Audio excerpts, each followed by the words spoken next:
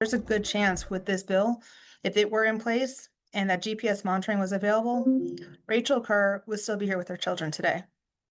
We have an update tonight on a First Coast News investigation. Friends and family of this First Coast mom who was killed by the man she had a protection order against before police say he turned the gun on himself had been calling for stronger laws. And now a bill to strengthen protections for survivors of domestic violence is moving forward in the Florida legislature.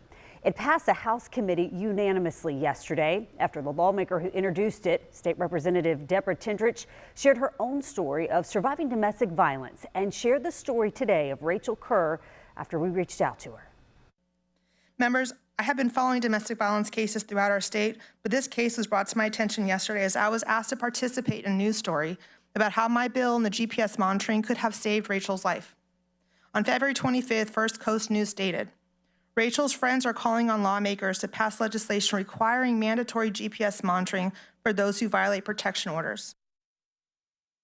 That bill is now slated to be voted on by the full House next Wednesday. It would create a GPS monitoring pilot program in Pinellas County that she hopes could be expanded statewide so that survivors could download an app on their phone and get help.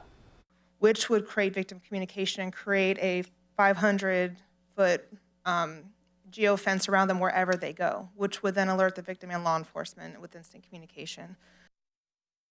So tomorrow night on First Coast News at 5:30, we'll show you what else this bill would do in my one-on-one interview with State Rep Tindrich.